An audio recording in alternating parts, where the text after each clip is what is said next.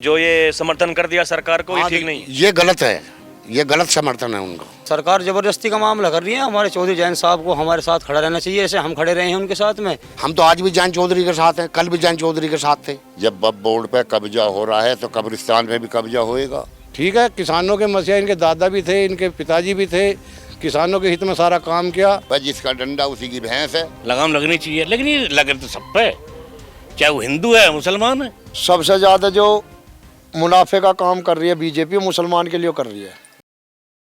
नमस्कार, DNP India में आपका स्वागत है। मैं हूं आपके साथ राहुल चौधरी। वक्फ संशोधन अधिनियम, सरकार ने इसे कानून बना दिया है और 8 अप्रैल से ये पूरे देश भर में लागू हो गया है। अब देखिए, तमाम तरह की बातें की जा रही हैं। किसी का ऐसा कहना है कि भाई एक खास समाज को टारगेट किया जा रहा है, जबकि सरकार का यह तर्क है कि हमने जो ये कदम उठाया है, कुछ लोग जो पूंजीपति लोग थे, जो कि संपत्तियों पर, जमीन पर कब्जा बनाए हुए थे, अब उनसे उस जमीन को छुड़वाया जाएगा। और खासकर जो पिछड़े मुसलमान हैं, जो केवल इतना ही कमाते हैं जितना वो खाते हैं, उनके लिए काम होंगे और कैसे उनकी जिंदगी बेहतर बनाई जाएगी, उनकी जिंदगी में क्या सुधार लाए जाएंगे, उन सब पर काम किया जाएगा। जो जमीन अब जो वक्फ की जमीन थी, उनके कागज दिखाए जाएंगे कि भाई आपके पास में अगर कागज नहीं है तो वो जमीन वक्फ की नहीं हो सकती। और हम देखिए पश्चिमी उत्तर प्रदेश में हैं, इस समय हम नंगला मूसा गांव में मौजूद हैं। पश्चिमी उत्तर प्रदेश में एक गजबी माहौल चल रहा है। कुछ लोगों का यह कहना है कि जो राष्ट्रीय लोकदल के मुखिया हैं जयंत चौधरी, अब वो पहले की तरह उस मुखरता से बातों को नहीं रखते जिस तरीके से वो पहले बोला करते थे। लेकिन कुछ लोग ये कह रहे हैं कि हम अभी भी जयंत चौधरी के साथ में हैं, क्योंकि जयंत चौधरी लगातार मुसलमानों की आवाज बनते रहे हैं। वो भले ही मुजफ्फरनगर में कुर्ता वाला बयान हो, वो भले ही जो बीजेपी के विधायक हैं केतकी सिंह, उनके लिए यह कहना हो कि मोहतरमा इलाज की जरूरत तो है, और वो भले ही जो मेरठ में नमाज वाला जो फरमान था पुलिस का, उस पर उन्होंने सरकार को घेरा, पुलिस प्रशासन को घेरा, यह कहते हुए कि आप जिस तरीके से काम कर रहे हैं यह एक हिटलर शाही को दर्शाता है। तो मुस्लिम समाज के लोग इन सभी बातों पर क्या सोचते हैं, यही जानने के लिए कि भाई पश्चिमी उत्तर प्रदेश का मुसलमान क्या सोचता है, कि क्या जयंत चौधरी पहले की तरह ही वैसे ही अपनी आवाज उठा रहे हैं जिस तरीके से वो पहले उनके दादाजी, उनके पिताजी अजीत सिंह जी उठाया करते थे, या फिर जयंत चौधरी बदल गए हैं। क्या 2027 के विधानसभा चुनाव में इसका कुछ असर पड़ेगा क्या, यह भी अपने आप में सवाल है। तो चलिए चर्चा की शुरुआत करते हैं। यहां बैठे जो कुछ बुजुर्ग भी हैं, कुछ युवा साथी भी हैं, इनसे बात करेंगे। जी, आपका नाम क्या है? पहले आप। सगीर है। आपके कैसे विचार हैं, क्या आप कहना चाहते हैं? ये जो वक्फ का संशोधन सरकार ने किया है, इससे आप क्या समझते हैं, पहले तो ये बताइए। ये गलत है जी, ये गलत किया है। जो है इसमें कोई फैज किसी को नहीं होने वाला, कोई फ़ायदा इसे नहीं है। जैन चौधरी हैं कर रहे हैं, पर उन बेचारों का जो है जनाधार वो जो है बहुत कम है। यानी जी उस पार्टी में है, उन्होंने साइन भी कर दिए, अब वे पीटो जाओ लीक को, उससे कुछ नहीं होता। जब मानते ही नहीं, सरकार जो अपनी मनमानी कर रही है, यानी हाँ भाई, सरकार में शामिल हैं, जो भी सरकार अगर कदम उठाएगी तो वो उन्हें ऐसा करना पड़ेगा। यानी जी तो इससे कोई फैज मुसलमान को, पिछड़े को या अगर कोई फैज होने वाला नहीं है। सिर्फ ये एक वक्फ बोर्ड की जो संपत्ति है, इसे सरकार जो अपने उसमें ले लेगी। जो आगे मरने वाले हैं उनके जो है, मरने वालों के लिए भी एक पर्ची रसीद कटवानी पड़ेगी, कब्र के लिए भी रसीद कटवानी पड़ेगी। यानी जी मतलब आपको ऐसा लगता है कि जो कब्रिस्तान है उन पर भी सरकार कब्जा कर लेगी? कर ही लेगी। जब वक्फ बोर्ड पे कब्जा हो रहा है तो कब्रिस्तान पे भी कब्जा होएगा। यानी जी ये तो बहुत सदियों पुराने छूटे हुए लोगों के दान दिए हुए जब वक्फ बोर्ड है, ये दान दी हुई है, ये किसी की छीनी झपटी ज़मीन नहीं है, ये दान करे हुए हैं। यानी जी सरकार कह रही है कि कुछ लोग जो हैं वो केवल चुने हुए लोग हैं, जो कि बोर्ड में शामिल हैं, अपनी मनमानी करते हैं कि भाई हमें ये करना है, हमें वो करना है, और जिस तरीके से काम होने चाहिए ऐसे काम नहीं हो रहे। काम ऐसे सर कुछ भी ऐसा काम कहीं भी नहीं हो रहा कि जो अपनी जो सरकार चाह रही है वे काम हो रहे हैं, या किसी की मानने की या उसका कोई वो नहीं है। कोई अगर कदम उठाएगा तो उसी पे जो है भाई ठीक है, तो वो चला गया, किसी पे नोटिस पैसों का भेज देंगे, किसी पे काय का भेज देंगे नोटिस, तो क्या करेगा आदमी? भाई जिसका डंडा उसी की भैंस है। आपका नाम क्या है जी? मेरा नाम सदाकत अली है जी। तो अली साहब आप बताइए, आप क्या समझ पा रहे हैं, ये ठीक हो रहा है काम कि नहीं? ये तो गलत हो रहा जी। कैसे? हाँ जी, ये हमारे जैन चौधरी हैं, चौधरी चरण सिंह के, किसानों के मसीहा है ये, आज भी मसीहा हैं किसानों के, हम भी किसान भाई हैं। ये जो जैन चौधरी ने जो ये साइन करे हैं, ये गलत करे हैं। अच्छा जी, लेकिन देखिए, लोग ये भी तो तर्क कह रहे हैं कि भाई सरकार में शामिल थे और केंद्र में मंत्री हैं, जो उनसे बड़ी बड़ी पार्टी हैं, वो भले ही जेडीयू हो, वो भले ही टीडीपी हो, और वो भले ही जो रामविलास पासवान, चिराग पासवान की पार्टी है एलजेपीआर, भाई अगर उन्होंने समर्थन दे दिया तो फिर जैन चौधरी क्या ही करते? जैन चौधरी सुनो, अगर जो मैंने किसी को आदमी को मार दिया, अब फिर मैं गलती बाद में मान लूँगा जी, चलो मेरे गलती होगी। अब जब जैन चौधरी ने साइन कर दिए, अब वे सबसे कह रहे हैं जी ऐसा ना ऐसा करो, ऐसा ना ऐसा करो, अब इस बात से क्या फ़ायदा जी? हम तो आज भी जैन चौधरी के साथ हैं, कल भी जैन चौधरी के साथ थे। आपको लगता है कि सरकार में अगर वो शामिल हो गए तो उन्होंने गलत किया है? नहीं, काम तो सही कर रहे हैं वे, काम तो पहले भी सही किया, आज भी सही कर रहे हैं, आगे को भी सही करेंगे। लेकिन ये जो वक्फ के नाम पर जो ये समर्थन कर दिया सरकार को, ये ठीक नहीं है। ये गलत है, ये गलत समर्थन है उनका। आइए जी, आप बताइए, आपका है, आप बताइए, आप देखिए, आप युवा हैं, क्या आपको लगता है? कोई दिक्कत नहीं, आप बताइए आपका नाम क्या? मेरा मारूफ चौधरी है जी। तो मारूफ साहब, आप क्या समझ पा रहे हैं, ये जो संशोधन जो हुआ है, ये मुसलमानों को इससे कुछ नुकसान होगा, फ़ायदा होगा, क्या होगा? नुकसान ही है जी, वक्फ बोर्ड की ज़मीन जिस गवर्नमेंट छीनने जा रही है, ये तो जब से देश बसा जब से ही मुसलमानों की है, ये तो गलत कर रही है सरकार। हमारे जैन चौधरी साहब ने भी गलत साइन करे हैं जी, और ये पिछड़े मुसलमान हो या अगले मुसलमान हो, तो गलत है। ये तो सरकार खिलाफ चल रही है, एक बिरादरी को जो टॉर्चर किया जा रहा हो, गलत है। यही है जी हमारा कहना, तो यही कहना जी। लेकिन देखिए, इसमें एक तर्क ये भी है ना कि जो कह रहे हैं कि भाई हर किसी के पास में तो इतनी ज़मीन नहीं है कि वो उसको वक्फ कर देगा, और अगर कर भी दी तो कोई ना कोई दस्तावेज तो उसके होने चाहिए। नहीं, ज़मीन तो ये संपत्ति तो है ही मुसलमानों की, ये कोई ऐसी तो है नहीं बेनामे की ज़मीन है। कोई कब्रिस्तान LMC में तो छुटवाई, आज अब से पहले कभी छुटवाई नहीं है। कब्रिस्तान, ईदगाह, मस्जिद सब अपनी हमारी बेनामी की जगह में, सब चीज़ कोई ऐसे तो है नहीं। LMC में तो कोई है ही, मिले ही नहीं। ये तो सरकार ज़बरदस्ती का मामला कर रही है। हमारे चौधरी जैन साहब को हमारे साथ खड़ा रहना चाहिए, ऐसे हम खड़े रहे हैं उनके साथ में।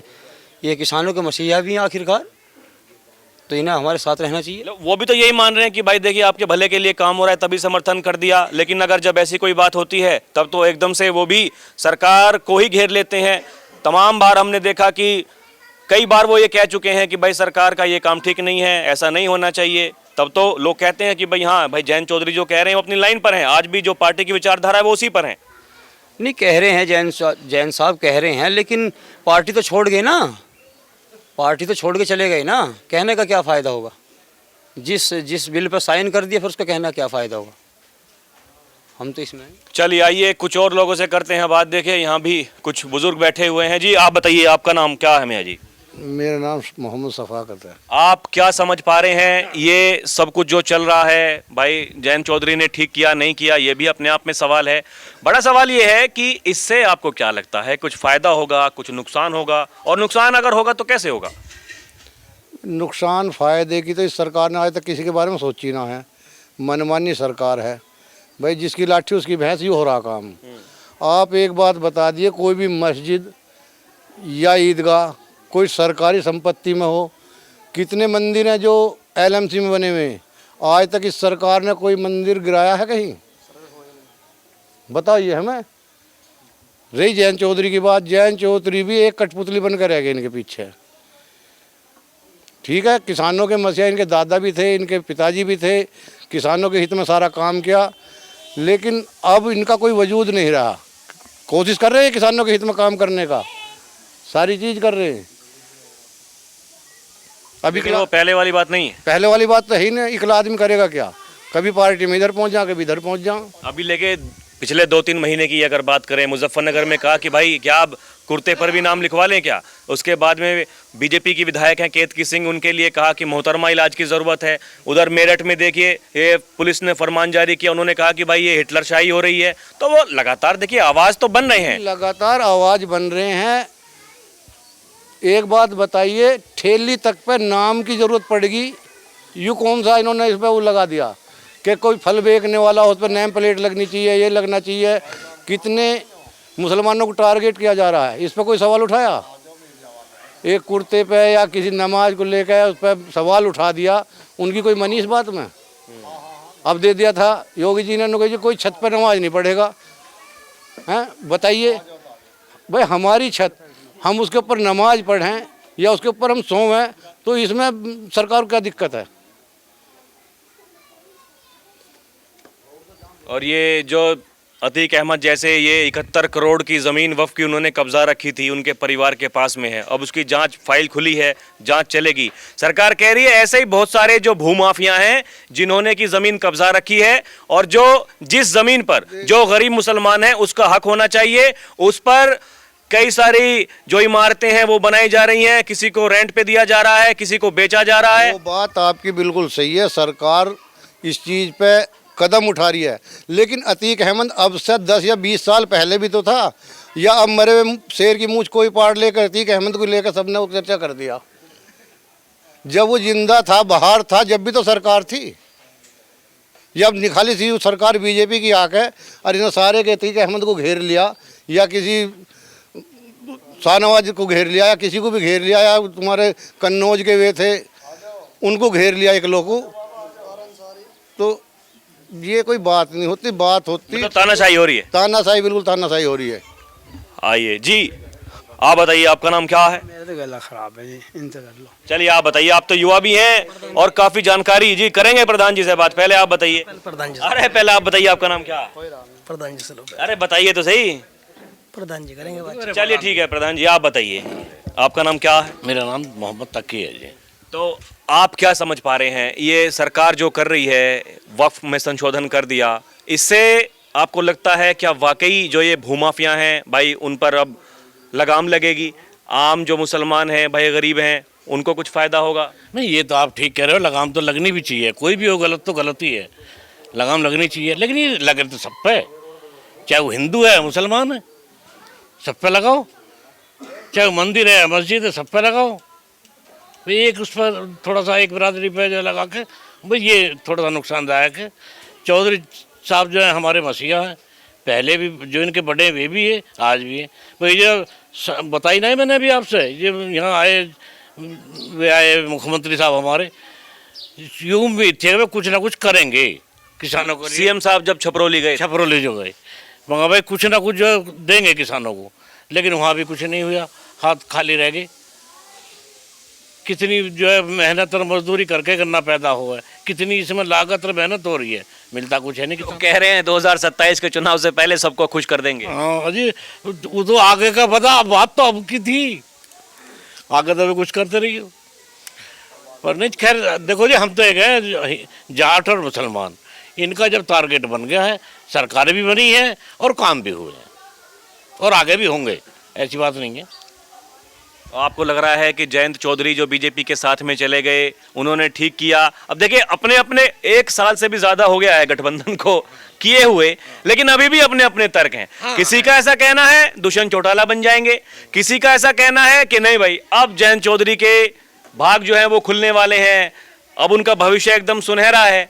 आप क्या समझ पा रहे हैं, दुष्यंत चौटाला बन जाएंगे या फिर? ना सुनहरा रहेगा उनका जो नसीब, तो नसीब सुनहरा रहेगा। बढ़िया चल रहा काम, अब क्या दिक्कत है? सरकार में आ गए तो कुछ लेंगे ही।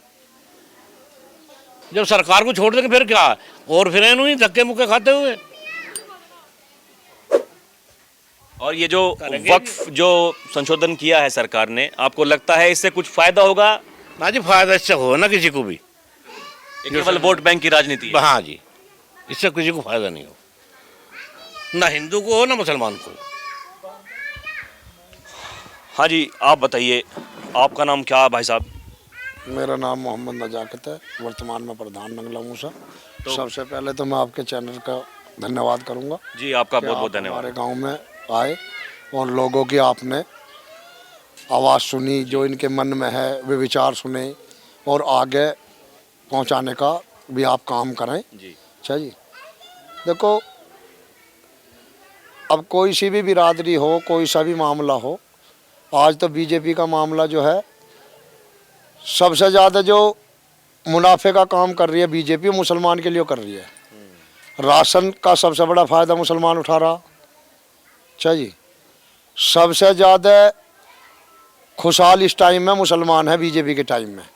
ये तो दो चार भाई मुख्तार अंसारी हुए या अतीक अहमद हुए जो भूमाफिया है, उनका हमें कोई ऐसा वो नहीं है, कोई दुख है। अच्छा जी, तो हम यही तो देखिए, मैं सुबह एक रिपोर्ट पढ़ रहा था, उसमें मैं देख रहा था कि भाई जो प्रधानमंत्री आवास योजना है उसमें भी लगभग 34-35% वो मुस्लिम समाज, जो ये किसान निधि जो दी जाती है उसमें भी लगभग 34-35% वो मुस्लिम समाज के लोग हैं जो उसके लाभार्थी हैं, और जो ये राशन दिया जाता है इसमें भी 34-35% जो मुस्लिम समाज के। सरकार तो यही कह रही है कि भाई हम देखिए सबका साथ सबका विकास, हम उसी पर काम करते हैं। और जो कुछ नेता हैं वो भले विपक्ष के नेता हैं या फिर पार्टी के भीतर भी कुछ हैं, वो लगातार ये जताने की कोशिश कर रहे हैं कि ये देखिए एक खास समाज को केवल टारगेट कर रही है सरकार और इस तरह की कोशिश करती है।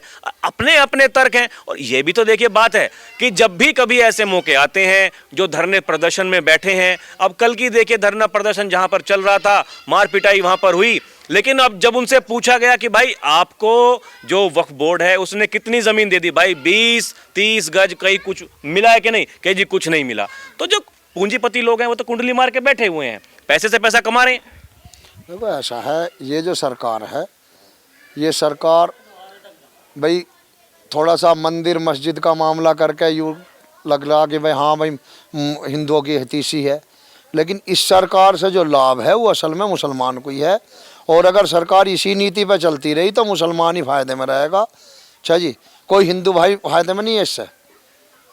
और रहा वक्फ बोर्ड का मामला है ज़मीन का, इसमें भी इन्होंने कुछ सोच के ही कोई मामला देखा है, करा है, इसमें भी आ गया। इंशाल्लाह कुछ ना कुछ ठीक ही होगा, ऐसा कुछ नहीं है कोई गलत करेंगे, ठीक ही मामला होगा इसमें भी। अच्छा जी, और हमारे जो मोदी जी हैं प्रधानमंत्री है देश के, ये बहुत बढ़िया काम कर रहे हैं, कोई दिक्कत परेशानी नहीं किसी तरीके की। अच्छा जी, हम इनसे बहुत खुश हैं। रही हुई है तो छोटे मोटे मामले करते चलाते रहे अपना, कहीं तुम्हारा संबल वाला मामला कर दिया, कभी तुम्हारा अब यू ले दिया, कभी ये जो दिल्ली में का मामला, ये सब ये छोटे छोटे चलते करते रहे हैं, इनसे कोई वो नहीं है। और हमारे यहाँ जो है सबसे बड़ा हिंदू मुस्लिम भाईचारा जो है ये बहुत बढ़िया है। यहाँ हमें आपस में किसी तरीके की कोई दिक्कत नहीं है, ना हमें मंदिर से दिक्कत है, ना मंदिर मस्जिद से दिक्कत है हिंदू भाइयों को। हमारा गांव बहुत इस मामले में बहुत बेहतरीन है। और ये वक्फ बोर्ड का करो या कुछ भी करो, कैसी भी करो, देखो ये तो उनका बड़े नेता बैठे हैं, उनका मामला है जी। हमारा तो जो भाई कह दिया इस सोच में बह जा, कोई आदमी कुछ कह दे, कोई कुछ कह दे, लेकिन इसमें भी बेहतराई होगी, इसमें कोई ऐसी मामला नहीं है। अच्छा जी, तो आपके हिसाब से मतलब सब ठीक है, कोई दिक्कत नहीं। कोई दिक्कत नहीं, बहुत बढ़िया जी। और ये जो मुख्यमंत्री जी कहते हैं कि देखिए पहले 2017 से पहले दंगे हुआ करते थे, भाई दंगे में जितने प्रताड़ित वो हिंदू समाज के लोग होते हैं उतने ही मुसलमान समाज के भी होते हैं। आज दंगे नहीं हो रहे हैं, लोग आराम से रह रहे हैं, तो आपको कुछ फर्क महसूस होता है कि नहीं? फ़र्क है आज के इस टाइम में, दंगे में भी फ़र्क है, क्योंकि उन्होंने सख्ताई जो करी है, सख्ताई के हिसाब से दंगा भी लोग कम करते हैं। अच्छा जी, और वैसे भी देखो आज हमारी बहन बेटी भी सुरक्षित है, बहुत ठीक मामला चल रहा है। और रही तनमनसी तो देखो जात पात ये तो पहले से ही टाइम से ही चली आ रही है, इसमें कोई हिंदू हो या मुसलमान, घर घर में बाप बेटे में परिवार में ही फ़र्क सा नज़र आ जाए तो बिरादरी का मामला आ जाए, कोई ऐसा मामला नहीं है। आपने बात की, बहुत बहुत धन्यवाद। तो अभी के लिए इतना ही। आप देखते रहें डीएनपी इंडिया, हर खबर भरोसे के साथ। कैमरा पर्सन प्रिया के साथ मैं राहुल चौधरी, नमस्कार।